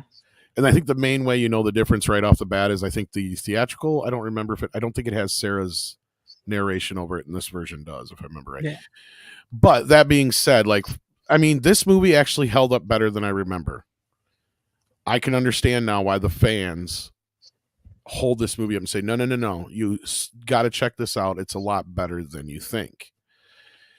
And at first, my biggest issue was, why is Sarah in this movie and why is she all of a sudden 10 years older? Like, this makes absolutely no sense. And I didn't like that. Plus the weird, creepy kind of like love story between the two of them. Mm-hmm. And yeah, that's still kind of, I don't know if they cut it down more in this version or not, but I don't think they edited anything out of this version. No, you weren't here tonight, were you? I brought on all the Crow movies one night. Okay, I did some research into. Yeah, I know this, there's the like second movie. Yeah, there's a lot to go into with this, but please enlighten me more, because I know a little bit about it, but not everything. This movie was actually taken from this director. This director's cut is not his cut at all. It's That the I know. That I know. Weinstein cut, because they Well, wanted. and the other problem is it was written by David S. Goyer. Yes, David S. Goyer's original plan was to make Sarah the Crow. She was going to be the Crow. It was going to be about her, but they decided they wanted. Oh, that's right. Yeah. Yeah. The Weinsteins was like, no, you got to make it a man. So they made it a man, and they kept her in there and made her a love story. In the original ending of the movie, he actually chooses to not go with his son, and try to save Sarah, and she ends up getting killed anyways. And then he's like cursed to be immortal forever. He can never cross over to be with Sarah or his son ever again. And there's a little bit of that, what the ending left into this ending here, the way it's cut together. So, but no, the Weinsteins took it from the director. The director actually got so fed up. Oh, that was the other thing that pissed me off, was when they killed her at the end of the theater. I remember standing up and going, "Fuck this movie! I'll be in the lobby till the credits are." Exactly. Yeah. I still hate that. I mean, she still dies in the original. So what my understanding was, when I was researching this and went into this, is like they wanted to honor the first movie and everything by trying to go a completely different way with it, to where it doesn't step on the toes of the original, which I'll give them credit for that. And then the Weinsteins was like, no, we want it to be similar to the first. I was going to say that's where Harvey came in and he butchered it and Harvey tried to recut it like the first movie. Yeah. And you then can tell. Yes, because like apparently it was supposed to be a much longer movie. Like I said, the ending was different. He was actually supposed to not cross back over. He was supposed to be left to wander Earth forever, for all eternity, because he chose Sarah over his son. I kind of lied that I have not seen this since it first came out, because I do remember now, and I've been trying to find it for a while, and I have not been able to find it online since. Because I swear I had a VHS copy of an assembly cut of this film from back in the day, with the time code and everything on it. It was the like 2.5, 3 hour cut or whatever it was of the film. because, and I'm not even sure, because the other thing I'm kind of curious about is this the pay-per-view version that everybody's talking about, or does that even have more on it than this version? Oh, I'd have to look that one up. See, I because don't know that's about what I'm that curious one. about, because you know the unrated cut of Scream that we always talk about, Mhm. that's the Mhm. pay-per-view cut. Yeah, I believe that's on one of the Dimension VHS. had this deal with pay-per-view for a while where, yeah, they would do these extended unrated cuts for pay-per-view, but I always thought that that was the version they just happened to put on video because it's that, 91-minute cut. So if Mhm. somebody knows if there's any more differences, please let me know, because I don't know maybe what happened there, but I swear I've seen the longer cut, but I just vaguely only remember it, and I was just like, yeah, I remember saying, yeah, it's better, but it's still not a fit. Like, it wasn't completely coherent still. I mean, like, it still had issues. I mean, Right. a lot of the same movie. It's just in different order, and there were some other scenes and longer bits. And maybe that's why I remember the love story thing so much. Because, yeah, like, that felt like it was more prevalent before, to where this one, it's only kind of subtly there, it Mhm. feels like, compared to what I recall. Because that's one of the things I remember sticking out. I'm like, motherfucker's dead. Yeah. Like, From what I was reading and stuff, it's like it was supposed to be a big chunk of the movie was their love story. Like there was supposed to be a yeah. big. I think they were even actually supposed to do it at one point in time in the movie. I think that might actually have been filmed that they actually have So a love maybe I scene. did see that version So of it at some point, and although I know it's never made its way back out there again, I'm sure it's out there somewhere. But we need to allow the director to go back and mhm. fix this movie now. He's never seen it. He actually quit directing. It messed him up so bad. He flew back to England after he was done shooting it, and he never directed again a movie for like 10 years or something, like they said. Yeah. He The other just, problem is Vincent Perez is a horrible fucking actor. yeah, he's not. Oh, he's awful. Horrible actor. Awful. Just awful, like you said. Otherwise, no, it has some redeeming values to it. It aged much better. Oh, Anthony, hook me up, brother. I was just gonna Hook say, I said, me yeah, up. me too. Oh, the first Crow film, I've Yeah, got yeah, that 3. already. I've got the longest cut of the first Crow film. Mm. So as far as I know, there's not much difference between the two shorter ones. They're pretty close to the movie, but yeah, I know that the first one. I know they're out there. I've been able to find those. I just haven't been able to come across the City of Angels one that I used to have. It's got to be maybe on a disc somewhere. I doubt it. I don't know. That or it probably rotted away. But also, I watched Crow Salvation. I don't hate Crow Salvation, to be honest. No, this is one of the better I've heard some sequels. good things about it. Yeah. And the cast is pretty good. I mean, the main guy is probably one of the worst ones. I wonder if it's the same scan. I always think it is, because if I remember correctly, I think Does- this is the same as the DVD they had. Well, it usually will say on the back there if it's a new scan, because that's fairly new. That's No, I mean the scan. I meant the special features. I'm sorry. I think all the special features are the same as the DVD had. But no, yeah, I think it's a new scan, or at least the scan on the Blu-ray you have. yeah, because I believe these two scans I have here are different scans than what were on the what is it, Echo Bridge or whoever else did it. Was it Mill Creek who released them? I'm not sure. Because they are out there in the U.S. and they're expensive as piss. Yeah. And like I said, the Crow 2 is actually the theatrical cut, but they do have like Blu-rays that have like, you can either get one that has Salvation and City of Angels on it, or City of Angels and Wicked Prayer. Yeah. So yeah, either way, point being, but no, actually, this is probably the best of the Crow sequels. Thank you. I said that when I wrote it on. Yeah, and it's, yes, it has some issues. Yes, it has a obvious lower budget, but it has a really good story, and it goes in the direction they kind of set up with City of Angels, but even more so here, it's kind of goes its own way. And they even make sure that the Crow doesn't emulate and look too much like the original, which I don't have no problems with that. The actor himself is kind of meh. Yeah, he's probably the worst actor in the movie, unfortunately. He is. I mean, because you got Kirsten Dunst, you got This Man Has No Dick, William Atherton, William Atherton, Fred Ward. What's his name? I fucking knew it. Yeah, and you even got Walton Goggins. Walton Goggins, yeah. Yeah. My name's fucking Next. Yeah. And a matter of fact, when I was reading that, is this movie actually got Walter Goggins on the Shield. This earned him that movie or that show. On the Oh, show. you can tell he's acting in this movie. Yeah, Like he's yeah. giving it his all, and he only has like 2 or 3 Yeah, scenes. they said he's only in a couple scenes, and that those scenes actually earned him the job on the TV show The Shield. Which I mean, now you see where he's at today. And that's what I like about this movie is the mystery to it. Like that's the part of it too. Because like for those who don't know, it starts out. Alex Corbus, I think his name is in it. He is convicted of murdering his girlfriend, and he's given the chair. And of course, he's innocent. Mm-hmm. And so But they do play with that very well. Yeah, they do a really good job with setting up the mystery. And I mean, as the audience, you kind of figure a lot of it out pretty quick. The only one it didn't get, there was only one character that I wasn't so sure about that they actually kind of tricked me on. But otherwise, it wasn't none of the bad guys. It was somebody I thought was bad and wasn't. Mm-hmm. But otherwise, I mean, in that respect, it's a fairly predictable-ish film. But besides, it is fun. It's got some pretty good scenes. Unfortunately, it doesn't have the budget they had for the first 2 films, but they do the best they can with what they got.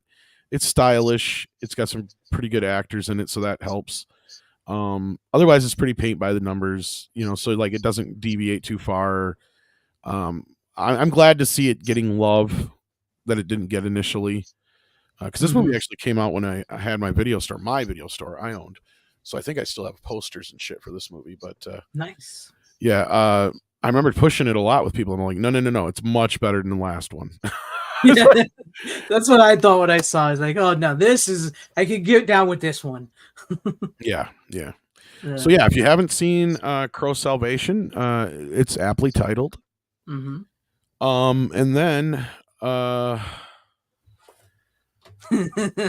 okay, I don't know if I ever watched this whole movie when it first came out.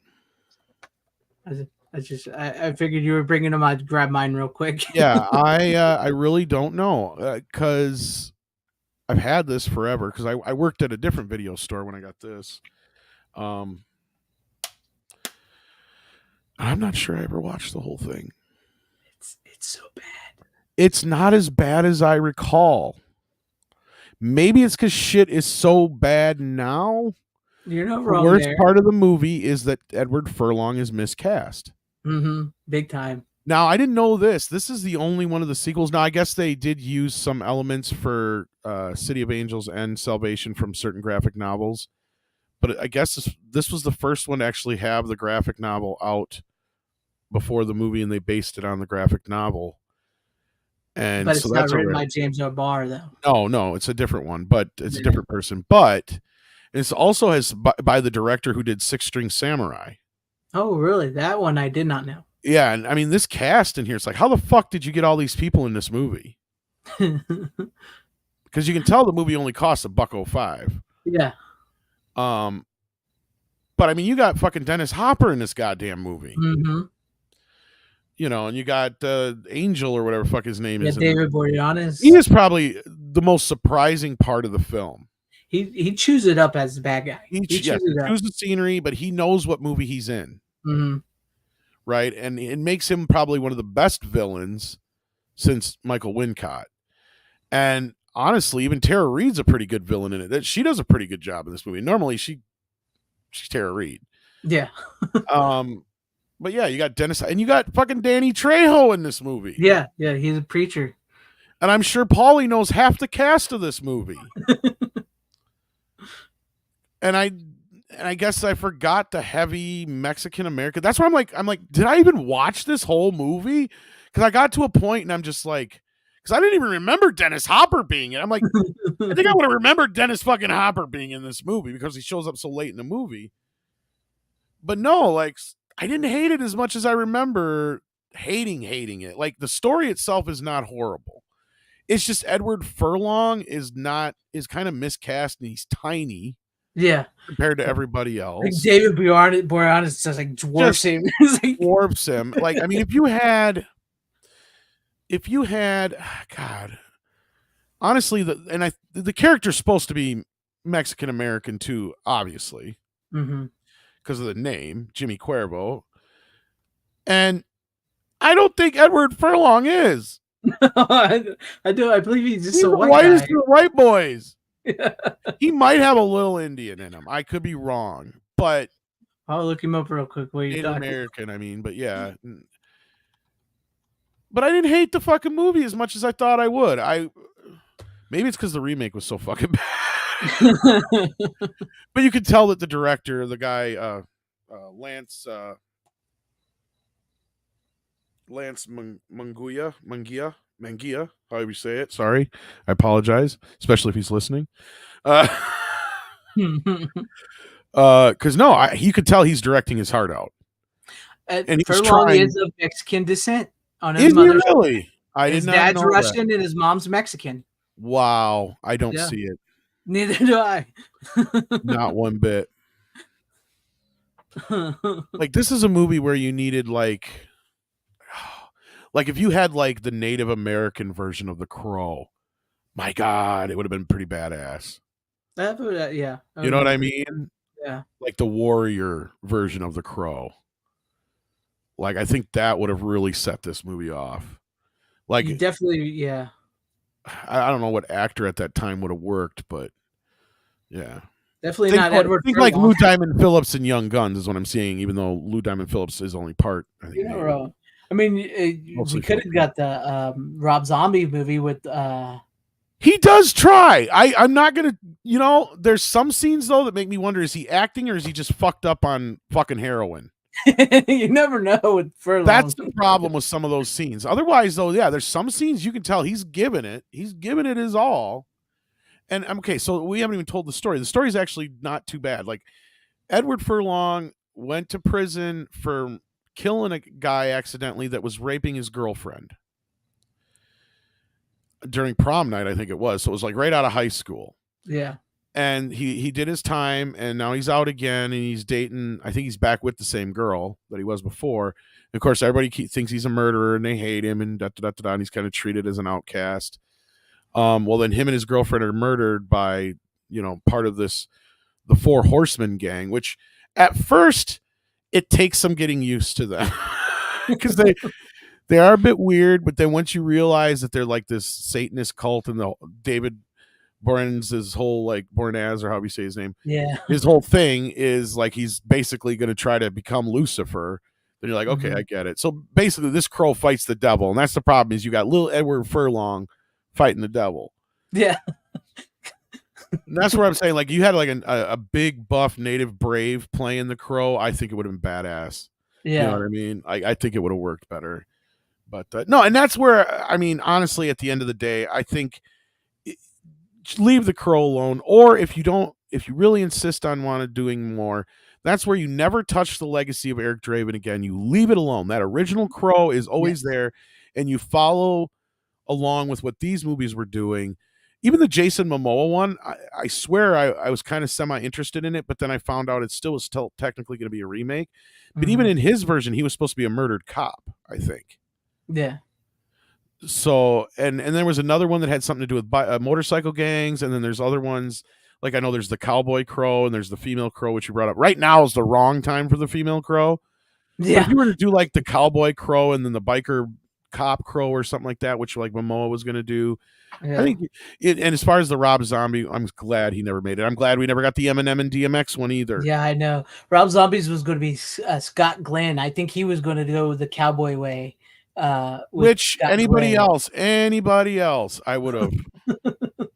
It would have been. Could you imagine that? Like the House of a Thousand Corpse Crow type movie. Okay, somebody sent me a picture of Edward Furlong with his parents. I think he's adopted. I'm not going to say who sent it to me because I don't think they want people to know. But yeah, I think he's adopted. But then again, you see him now. Yeah. No, I'm glad we did. I was thinking the same thing this first. Anyway, different conversation being had. But no, I do feel that would have been the better route to go. I think Momoa's probably had the best chance of being good, but I think the biggest mistake they made was making it a remake, and then they just kept rewriting it on Momoa, and he walked away. Because I think at that point, that was what they were going to do. They were actually going to put some money behind a more prestigious Crow film. And I think it was going to be called The Crow Reborn. So, like, that's where I'm like, okay, well, if you're going to do that, then don't even have it be Eric Draven. Yeah, be somebody else. Yeah. But anyhow, I that's my stack for the week. That's nice. I mean, it's cool. You weren't here the last time when I brought on all my Crow, because I did watch them all one night when the 4K came out, and I can't remember where you were, but you weren't on here. Me and Steven talked to them. But you have you have pretty much some of the same ideals as I do on them. Other than, I get where you're coming from with this one, but I could maybe I need to rewatch it again. I just couldn't. It's the worst. It's the worst of all of them. No, don't get me wrong, but yeah, I think there's the most potential. Oh, I've got both. Yeah. I got the score for the first film too. Nice. Yeah. Yes, you're not wrong. There's potential in it, and I do like David Boreanaz because I want to read the original comic it's based on. I have a feeling the comic's not bad. It's probably pretty good. And but it came out the same year, which is really weird. But yeah. To be honest with you, the only one of the real reasons I watched that, maybe I think that comic came out. Maybe it was 2000, and this came out in 2005. I think it was. I thought it was like I thought they came out like at the same time. I thought it was purposely written for the movie. Maybe it was. I'm not sure. But like, yeah, I mean, you can definitely tell like the director was trying really hard, and he had nothing to work with. No, I mean, I was a huge fan of Buffy and Angel, so I was a big fan of David Boreanaz. That's one of the reasons why I really wanted to see it. But yeah, it had potential. It had really, I mean, they could really have gone back and remade this movie, like you said, with somebody like a Lou Diamond Phillips type guy would have been really great in that role. I mean, he might have been a little too old at the time they made. Yeah, this I mean, movie, just somebody like similar to him. Yeah. Bigger, buffer. Like now, I would have done it with maybe like Sholo Mello, the guy who plays in Cobra Kai. Oh yeah, Zolo. Sholo. Or somebody like that, maybe. But it's sad. But I think the potential is still there if you just do non-Eric Draven stories. Yeah, because there's other places you can go, other types of crows you can do, other influences. I think that's where they screwed up most. I mean, they kind of had the idea to do that, you can tell, and then the only problem with Wicked Prayers, we're getting back to the Mexican American thing, even though it's leaning more native. And I was like, that's where you missed the opportunity to lean more into that, right? And give us, like they said, like the warrior crow would have been pretty bitchin'. That's the thing, is you can kind of do different ones, and that's why I don't have a problem with that. And they can kind of make them their own thing, as long as they're not Brandon Lee, right? Yeah, that's where I will give credit to the guys that did City of Angels, even if it is what's his name, which, like I said, he's not very good. You know him. I can't think of his name right now. You mentioned him earlier, but I give credit to them because they were like, you know what, we don't want to do the same movie. We don't want to step on his toes. We don't want to disrespect that legacy. If we're going to do this, let's do it this way. It was saddled with some bad rewrites and editing and stuff. And you're not wrong. It's not as bad as movies. I hate saying it now, but Crow, City of Angels had the right idea. They did. That's much, I remember hating the movie a lot when it came out. After I saw it, I was like, this movie sucks. And after rewatching it, when I went through and watched them all again when 4K came out, I didn't hate it as much as I did before. I still can't say it's the best sequel because we have not seen the actual movie that we were meant to see. But I will give them credit for what they've done, and I didn't hate it. I didn't hate it as much this time around. I thought it was a little more pervier than the first movie, considering. But yeah, it's not bad. Yeah. No, I mean, that's the only thing I would have really gotten. I would have completely excised the whole love story thing between him and Sarah. Yeah, I would have got rid of that big time. And it was funny, though. I did find out that Iggy Pop was actually offered the role of T-Bird in the first Crow, and he turned it down. Yep, and then regretted it. Yeah, that's why he took it in the second movie. He's T-Bird like he is the T-Bird. He kind of steals the show in the second film. Oh yeah, he does. He does. Yeah. The only sequel I have seen is the second movie, and I've seen the theatrical cut. I know there's like a 107-minute like work print cut that's floating around YouTube. Maybe I'll give that a look. But I remembered it feeling long at 86 minutes. Yeah, the one I watched last night was pretty good. I mean, I couldn't tell you what was different about it because it's been literally that long, and I'm pretty convinced at some point. I swear I've seen the other cut or version of it. I should say an assembly version of it. Yeah, but that was so long ago I can't recall any of it. And then that's where I think the thing stuck in my mind with the whole love story thing. Like, okay, I mean, I guess I could understand this kind of like, you know, cursed love that we'll never be able to realize. Perhaps you could have played with that a little bit, but I also felt like it as a father, it bothered me as like it distracted me from the idea of like, no, you're there to take out motherfuckers who killed your kid. yeah, you got other shit to worry about. Don't be worrying about no pussy right now. Yeah. You know. And that's what I was like when I was because the actual ending is shot, and it's that was the original ending was like, which I'm kind of glad they didn't use, to be honest with you. Is like the original ending is like his son is telling him, you know, come with me. If you go back for her, you'll never be with me again. And he decides to go back for her, and she still gets killed, and then he can never cross back over to be with his son or her.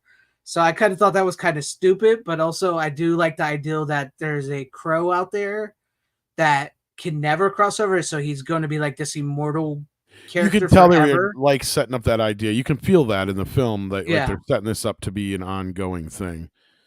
But no, I don't think they should be. I think they should all be standalones. There shouldn't be. I mean, like the idea of once you finish your destiny, like you go back and whatever, like that's kind of like supposed to be your whole reward for doing it, right? Like, so you get to be reunited. So yeah, that's what it says. Like, because I mean, I think that's an interesting idea that there's an immortal crow forever, you know. But at the end of the day, you have to have them. That's what you want. I mean, even though they're dead, you want them to reconcile. Like you wanted Eric Draven and Shelley to get back together, and that's how that ends. You want this kid, the guy in the second movie, to get back with his son. You want to see in Salvation him reunited with his girlfriend. You know, you want to see that, and you don't want it to be like, well, no, I'm gonna, you know, this chick I just met after I came back from the dead, I'm gonna stay kick it with her. So it's like, no, thank you. But it sounds to me like I have no need, and not like I ever was going to see the new Crow, and it sounds like the bashing that it's getting is justified. So, all right. Well, I think that's it for the show tonight. A short, sweet, and quick. No 3-hour show. No bad rookie opinions. I bet rookie's never even seen the Crow. What do you guys bet? You think you've seen it? Probably not. Probably not. That's what I'm saying. You know, I think it was, and I think the biggest thing is like what happened with Brandon Lee and everything on set. You know, I think that really, you know, I don't know. It's just that first movie is so great, it's just so perfect, and it just never could recapture that in the sequels. What can you say? All right, guys. But thank you, everybody out in the chat, everybody at home watching. Thank you, Steven. Thank you, Tom, as always, for hanging with me on the show. Appreciate you guys. Appreciate all you out there. I appreciate each and one of you guys. But as always, you don't have to go home. But I got to find the clip. You can't stay here. How you doing? Bitches leave.